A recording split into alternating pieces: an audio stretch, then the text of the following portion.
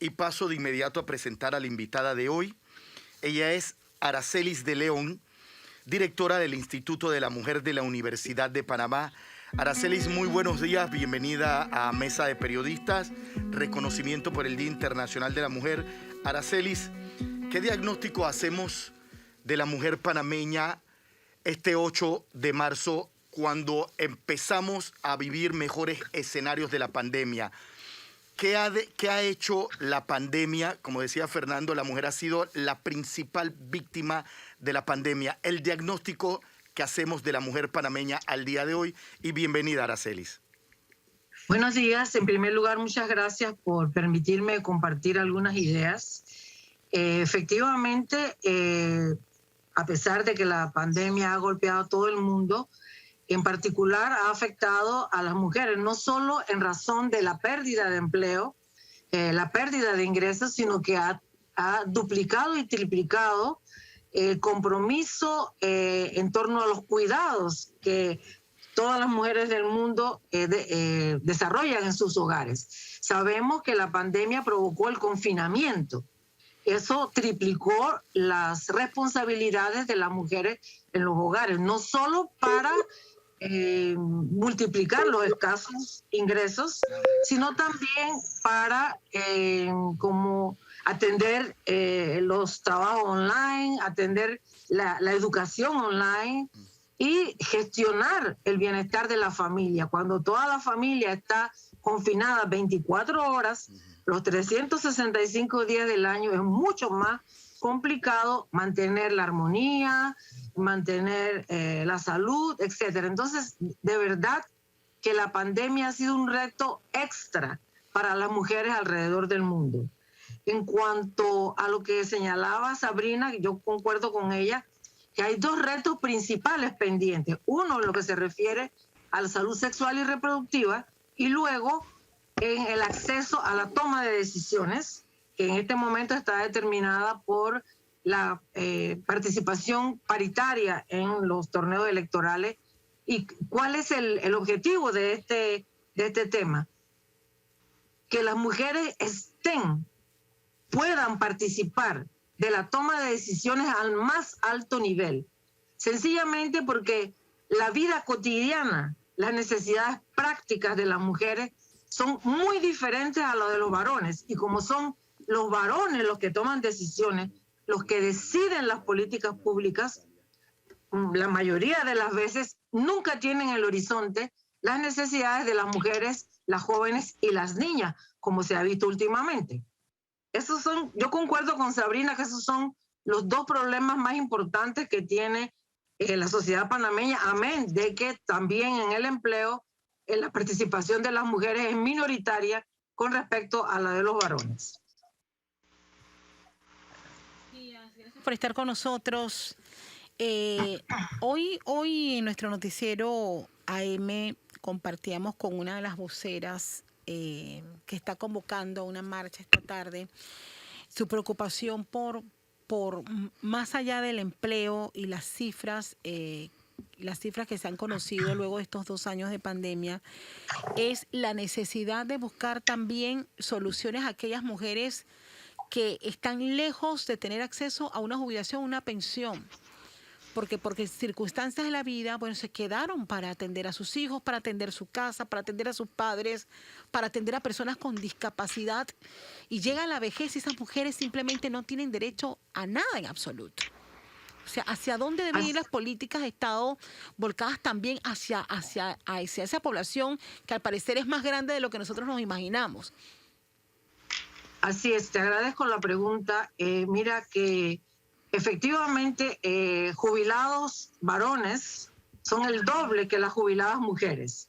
¿Y esto por qué? Porque debido a la división sexual del trabajo, que considera que la prioridad de las mujeres es la maternidad y la familia, efectivamente, en el mercado laboral el empleo masculino es el doble que el femenino, y a su vez también el desempleo, sobre todo en las edades llamadas fértiles, porque los empleadores prefieren la mano de obra masculina que está disponible 24/7, los 365 días del año, supuestamente, porque los varones no tienen, como decía uno de los compañeros, obligaciones de citas en el Seguro Social, reuniones para buscar los boletines, etcétera, etcétera. Teóricamente, porque los hijos son de ambos, pero hay un imaginario social que le adjudica a las mujeres la responsabilidad familiar. Entonces, hay muchas mujeres que, habiendo estudiado y estando en capacidad de trabajar, no son incorporadas al mercado laboral. Por lo tanto, ellas no cotizan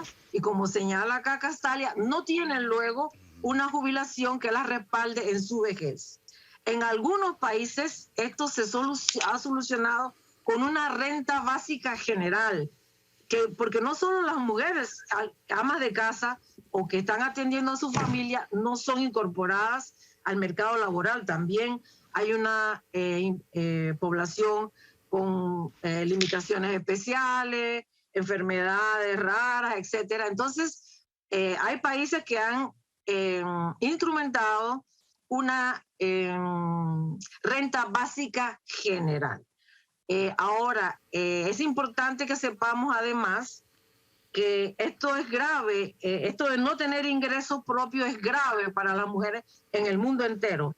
Para Panamá, les doy más o menos la cifra, a nivel nacional se considera que el 25% de las mujeres mayores de 15 años no tienen ingresos propios, pero en el área rural esto puede subir a 40%. Y en el área indígena hasta 50%. ¿Qué significa que las mujeres mayores de 15 años no tengan ingresos propios? No son sujetos de crédito, no tienen autonomía económica, no tienen autonomía personal, mucho menos pueden ser candidatas, porque hasta para ser candidata del kinder gana la que más dinero junta. Es decir, mucho se dice, las mujeres no quieren participar en política, las puertas están abiertas, las mujeres no se atreven. Eso no es tan cierto.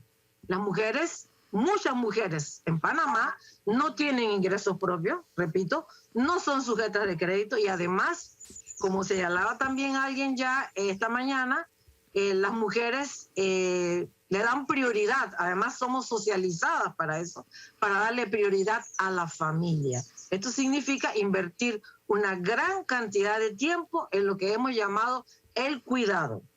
Y de ahí que tanto se habla de la economía del cuidado últimamente, porque es una responsabilidad que debería ser compartida por toda la familia, por el Estado, por la empresa privada, por todas las instituciones educativas que deberían tener centros de atención diurna tanto para niños y niñas en edad preescolar como para adultos mayores, porque muchas mujeres tienen que cuidar adultos mayores y personas con capacidades especiales.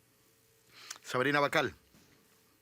Sí, Aracelis, ya que coincidíamos en la importancia de la agenda de derechos sexuales y reproductivos, sobre todo que ahora ha generado muchísimas reflexiones y comentarios por el caso de la niña de 8 años que fue obligada a ser madre, yo quería preguntarle su opinión y si ha tenido, digamos, acceso al contenido de las guías de educación sexual que se empezarán a utilizar ahora en el inicio del año escolar, porque el domingo en Radar que tratábamos este tema tanto con Marta Arroyo, la panameña Marta Arroyo, como con la ministra de Educación, bueno, se generaron, digamos, comentarios escépticos sobre que esas guías hayan sido revisadas por científicos y contengan verdaderamente el contenido de una educación sexual integral. Quería preguntarle su opinión.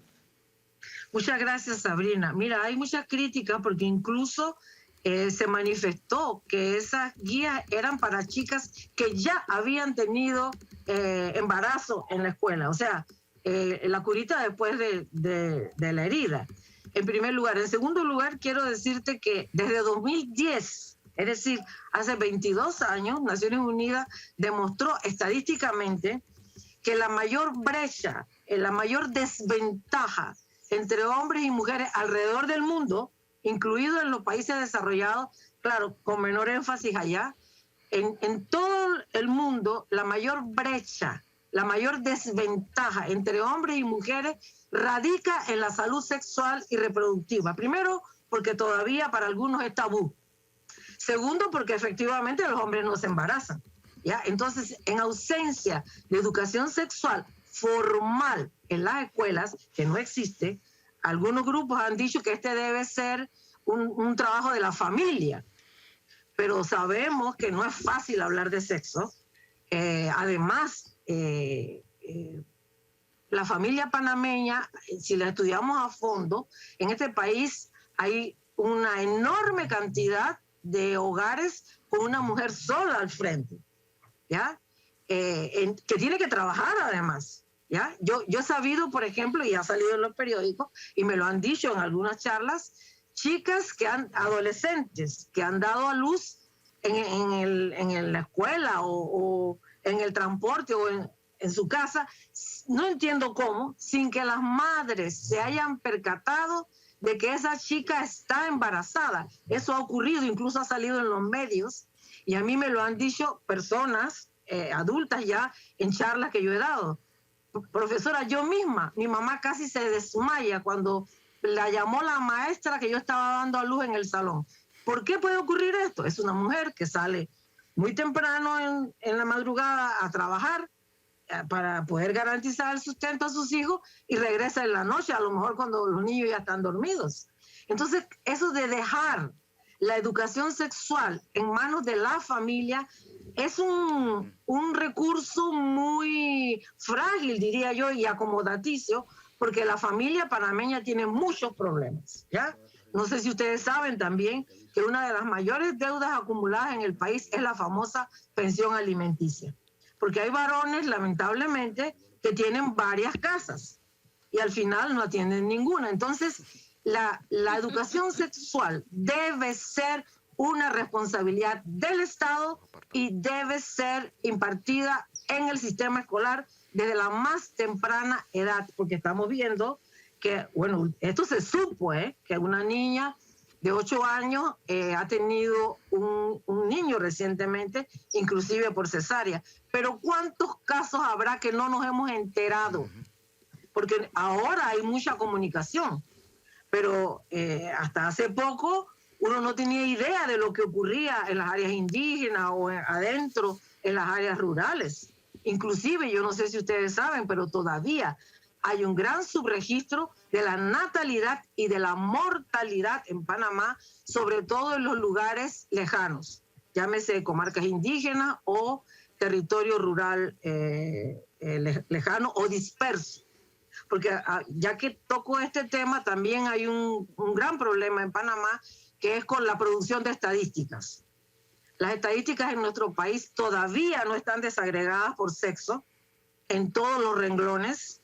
Además, a pesar de que hace rato existe esta exigencia de parte de los organismos internacionales, además en nuestro país persisten diferentes regiones políticas o técnicas, por así decirlo. Una cosa es la división política del país y otra es la división que tiene el Ministerio de Salud, otra el que tiene el Ministerio de Educación, etcétera, etcétera. Entonces, a la hora de la hora es difícil manejar estadísticas desagregadas y se hace lo más cómodo, hacer lo mismo de siempre y producirlas de manera agregada, sin desagregar por sexo, por edades, por comunidades indígenas, comunidades rurales.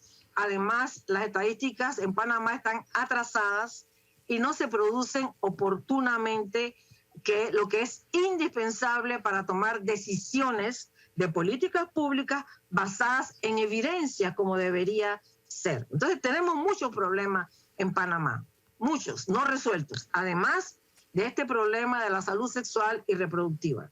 Por otro lado, si me permiten, yo quiero decir que lo que más resta desarrollo humano en el país es precisamente el enorme embarazo adolescente, que es mucho más grande que nuestro vecino Costa Rica o nuestro par sureño Uruguay.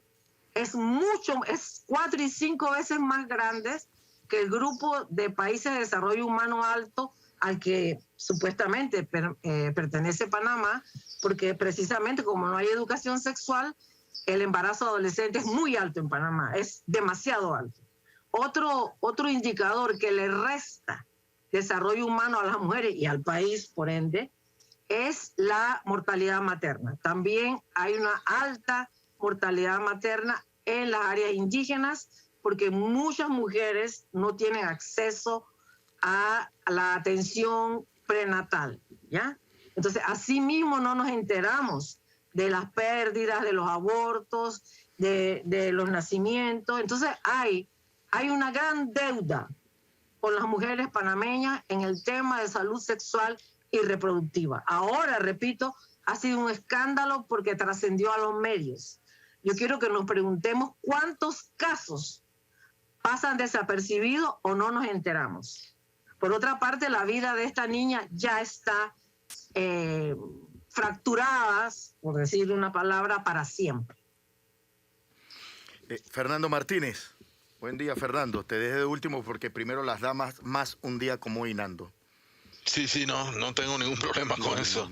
Buenos días, profesora. A ver. Hola, Fernando, ¿cómo estás? Muy bien.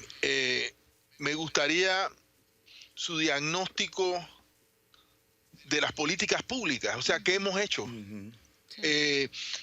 Y de su diagnóstico de la institucionalidad abocada a los temas de los derechos de las mujeres. Aquí ya tenemos el INAMU, tenemos el MIDES, desde luego importa mucho lo que se haga en el MEDUCA, lo que se haga en el Ministerio de Salud y lo que se haga ahora visibilizado en nuestro sistema de justicia. Hay un conjunto de instituciones, digamos, pero si usted le quita a esas instituciones planillas y subsidios, creo que para programas, para estrategias, para políticas públicas va a quedar muy poquito. Entonces, en primer lugar, me gustaría conocer cuál es su diagnóstico. Desde luego, no tratando de referirme a un gobierno en particular, porque creo que este es un mal de varios gobiernos. Así es, gracias, Fernando. Esta es una deuda histórica, no es una deuda de ahora con las mujeres, ¿ya?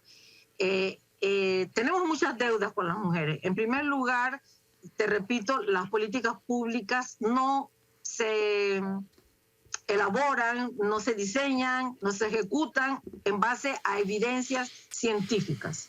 A veces son moda, a veces son requisitos de los organismos internacionales que no pasan de allí. Muchos organismos internacionales para otorgarle préstamos al país o líneas de crédito piden X o Y avances en el tema de género y los gobiernos los anuncian. Pero de allí a que se desarrollen hay todo un tramo. En primer lugar, mira, ONU Mujeres y CEPAL tiene un observatorio de género muy actualizado siempre, donde ponen toda clase de estadísticas que aquí en el país no se calculan. Generalmente uno tiene que recurrir a CEPAL para conocer las estadísticas más actualizadas del país, por lo que señalaba anteriormente. En CEPAL, en el Observatorio de Género, Panamá tiene una luz roja en el semáforo que se refiere a la institucionalidad, porque Panamá hace años ha prometido un instituto, un ministerio de la mujer. Y nos hemos quedado con el Instituto Nacional de la Mujer, que no tiene la fuerza, la capacidad de gestionar todos los problemas de la mujer. Fundamentalmente se han dedicado al tema de la violencia. Pero también tú mencionas el MIDES, el Ministerio de Salud, etcétera. Y quiero decirte que la sensación de las mujeres es que muchas veces, en vez de ayudarlas, se les revictimiza cuando hay denuncias de acoso sexual, de violencia, de violaciones. Eso que ha ocurrido con la niña, por ejemplo, es una revictimización. Puedo decirte de casos de abuso sexual que a las mujeres se les exhibe, se les pide que presenten toda clase de pruebas. Además, quiero decirte en ese sentido que hay personas que han sido procesadas o condenadas por abuso sexual y al cabo de tiempo quedan tan libres y ejerciendo como si nada hubiera pasado. Y no solo en Panamá, en el mundo entero. Ahora que pasó recientemente el Día Internacional de la Ciencia para las Mujeres y las Niñas y que me pidieron hablar al respecto, en Estados Unidos, por ejemplo, hay académicos que pertenecen al más alto organismo de ciencia en Estados Unidos que siguen recibiendo estipendios para investigación y siguen siendo miembros del Consejo Nacional de Ciencia a pesar de que han tenido procesos de acoso sexual. Entonces, en términos generales, los estados y el estado panameño no es excepción, tienen una deuda con las mujeres en cuanto a la equidad, a los derechos humanos, a ejercer la ciudadanía, exigir respeto, exigir que los procesos se lleven a cabo de manera eficaz, ¿ya? Y te lo digo, esto de la niña que ha pasado recientemente es apenas la punta del iceberg. Mira, quiero referirme a esto. Muchas de las cosas que se conocen es apenas la punta del iceberg de todas las discriminaciones, vejaciones e inequidades que soportan las mujeres. Tú sabes que cuando hay un iceberg, la mayor parte del témpano está abajo. Entonces hay una serie de características de nuestra sociedad que pasan desapercibidas, pero que lesionan la autonomía de las mujeres, la personalidad de las mujeres, que disminuyen la capacidad de ejercer la ciudadanía al 100%. Mira, hay muchas canciones, La maté porque era mía, los cuentos de la Cenicienta, La Bella Durmiente, los chistes horrorosos, con todo respeto, las novelas que proyectan todo el día, que son lesivas a la dignidad de la mujer panameña, los estereotipos sexuales que reproducen los medios de comunicación, tanto escritos como radiales y televisivos. Si quieres podemos un día hacer un programa y revisar la prensa y los programas que en vez de enaltecer las cualidades de la mujer panameña, como se está haciendo en este programa, por ejemplo, sacan el lado más sexual, por así decirlo, ¿ya? Y más el más trillado de las mujeres, la belleza, los concursos, la mujer despechada, la que siempre la salva un hombre rico. Antes era un príncipe que venía en un caballo blanco con alas, ahora es un señor adinerado, etcétera. Entonces, hay muchísimas cosas, repito, que no son visibles a la sociedad, pero que denigran diariamente a las mujeres. Y lo más importante, quiero repetir, es que las mujeres necesitamos tomar decisiones políticas, económicas y sociales al más alto nivel, paritariamente con los hombres, porque la vida cotidiana, las necesidades prácticas y los intereses estratégicos de las mujeres y los hombres son completamente diferentes. Por ejemplo, si ustedes leen el artículo que publicó Imagela Cabrera, que me encantó, porque hasta el espacio público es masculino, ella señala, por ejemplo, algo que sabemos, pero no lo tenemos siempre en cuenta. Los hombres circulan de manera recta al trabajo o a donde sea que vayan, mientras que las mujeres circulan en zigzag, porque tienen que ir a dejar a los hijos a la escuela, al médico, etcétera, etcétera. Y el sistema público está diseñado en base a las necesidades de los varones. Por poner un ejemplo, yo puedo hablar toda la mañana de esto, Fernando, pero sé que ya me he extendido mucho. Estoy a la orden para cualquier cosa. No, me encanta porque al final nosotros siempre nos enfocamos en un aspecto específico y si bien es cierto, hoy día a mí me preocupa los niveles de violencia contra la mujer, por ejemplo. A mí duele y desgarra porque hasta para los medios es difícil compartir. El caso de la niña de 8 años ha sido una prueba de fuego para los medios de comunicación. Uh-huh.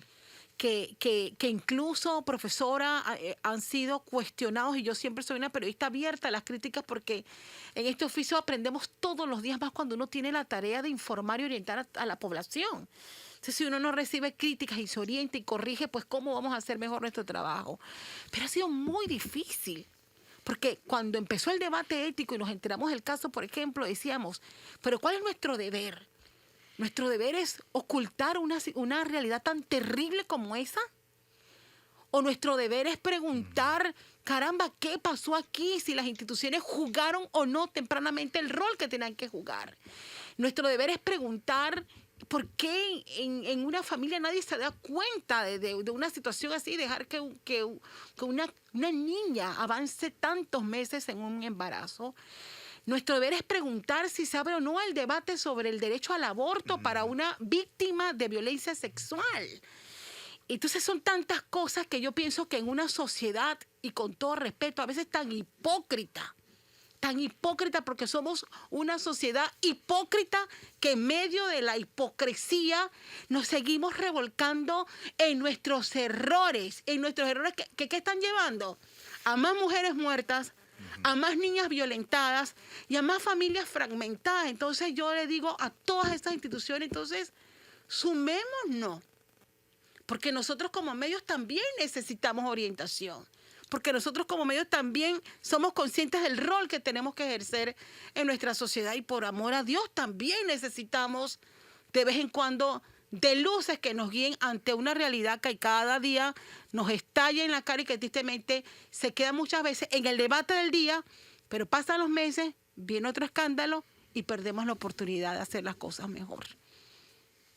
Así es, efectivamente, Castalia. El deber es denunciar y poner en evidencia que tenemos problemas como sociedad. Tenemos muchos problemas. Y quiero señalar una cosa, mira, últimamente se resalta mucho la violencia hacia las mujeres. El asesinato, el femicidio, ahora pues esto de las violaciones, etcétera, que dicho sea de paso, se aumentaron durante la pandemia, el abuso sexual, ha habido más denuncias durante la pandemia, aumentaron los embarazos durante la pandemia también, por el encerramiento, pero lo que quiero decirte es que la violencia, el abuso sexual es la última expresión de la inequidad que sufren las mujeres. Antes de eso ocurren muchas cosas. Falta de respeto, insulto, manoseo, maltrato. Hay mujeres que hasta las encierran, Las encierran, no las dejan salir. Sé de hombres que le dicen, ese carro es mío y tú no lo vas a manejar nunca, por ejemplo. ¿Ya? Sé de señores que cuando se van de viaje se llevan todo para que la mujer no pueda hacer nada. Es decir, repito, lo que sale en los periódicos, lo que sale en los medios es la última manifestación de una cantidad de hechos que ocurren antes. Me refiero nuevamente a la figura del iceberg. Sí. Hay de toda clase de cosas. Falta de respeto, ofensa a la integridad de la mujer. Hay hombres que ni siquiera le dan, mujeres que no trabajan, pero los hombres no le dan dinero. En charlas que yo he dado, me dicen los varones, mi mujer no tiene de qué quejarse porque yo hago el súper y se lo pongo en la cocina. O sea, ni siquiera la deja decidir qué hay que comprar, por decirte. ¿Qué tipo de autonomía tiene esa mujer? ¿Ya? Entonces, hay muchísimas cosas. Que por qué te vistes así, que para dónde vas, que... en fin. Entonces, quiero repetir que la violencia que conocemos, que sale a la luz pública, es el resultado de una serie de anomalías, agresiones hacia la integridad de las mujeres, las niñas, en todos los niveles, porque también hay agresión por parte de las instituciones. Muchas mujeres se quejan de cómo las tratan cuando van a dar a luz, cuando acuden al médico, ¿ya? Con incluso insultos, o cuando una mujer grita en el parto y dice, ahora sí te duele, ¿verdad? Le dicen algunas. O sea, tenemos una serie de irregularidades que por eso es importante que se escuche la voz de las mujeres.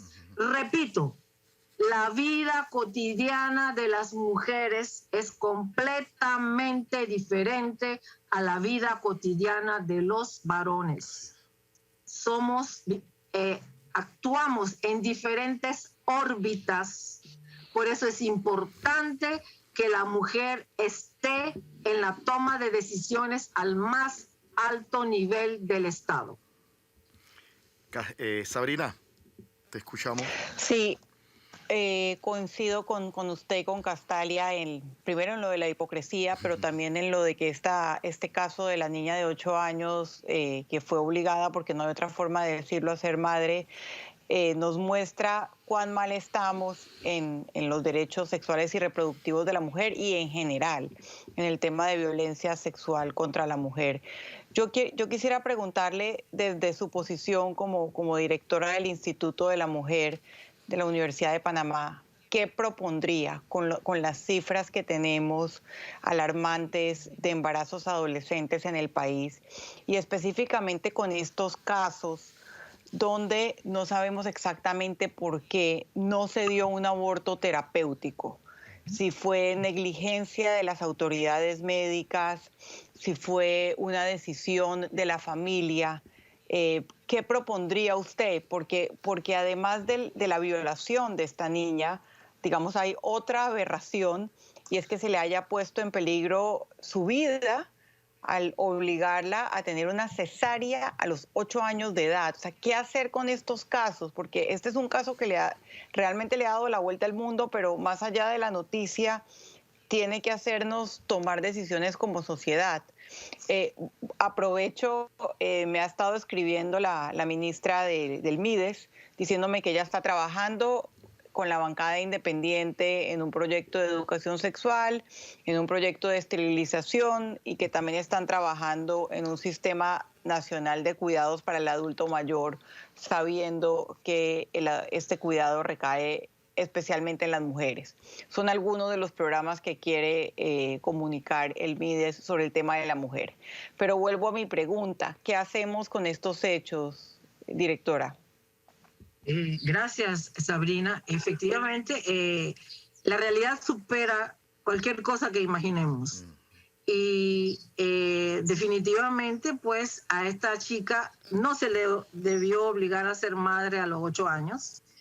Tenemos que implementar, operativizar la educación sexual formal en las escuelas a la más temprana edad.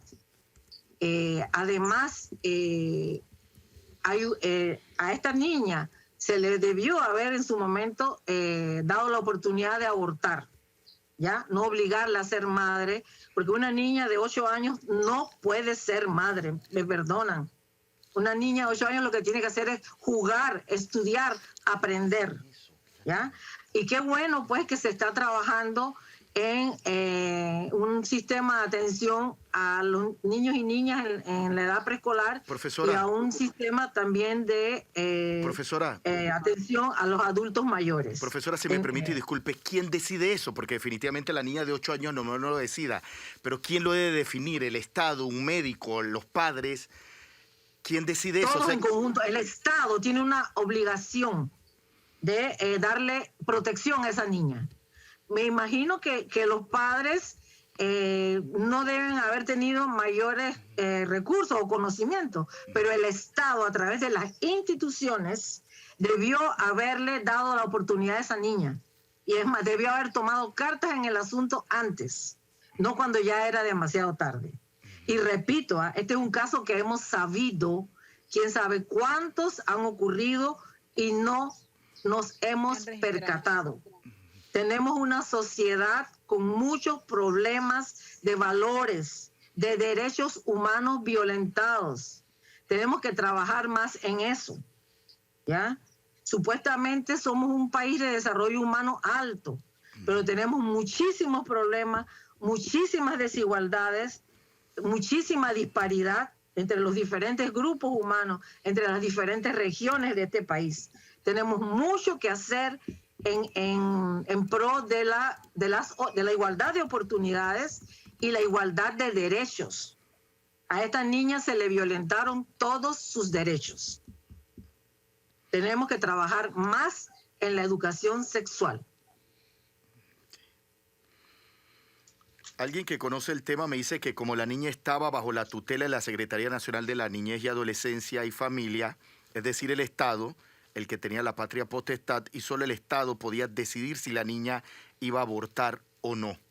¿Es así, profesora, entonces, como usted dice? Si estaba bajo la patria potestad del Estado, el Estado tenía que haber intervenido oportunamente. Mire, yo quiero decirle, lástima que está atrasado el censo del año 2020, cuando se dé y salgan las cifras, prometo comentarles a ustedes, pero el censo del 2010, que ya fue hace 12 años, detectó adolescentes de entre 12 y 19 años hasta con 9 hijos.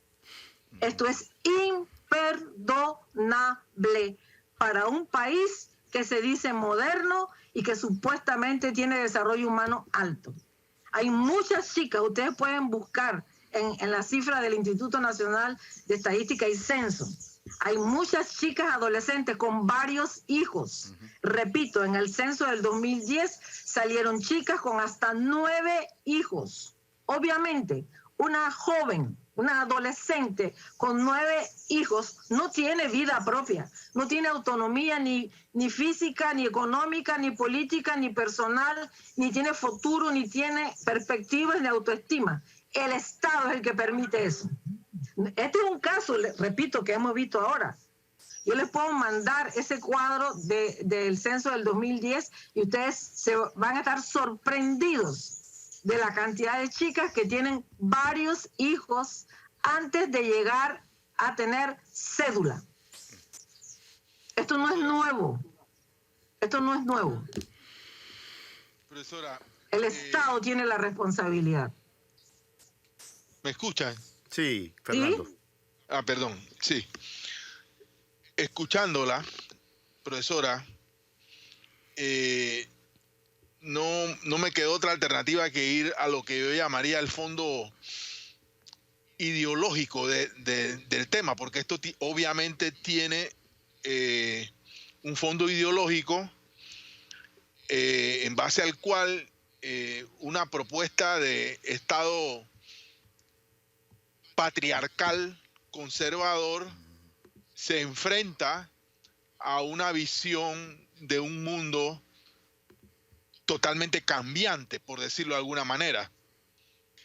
Y el fondo ideológico de esta confrontación entre un mundo que se va y uno que viene, en este momento de transición, por decirlo de alguna manera, pasa por la famosa, yo diría, demonización del feminismo,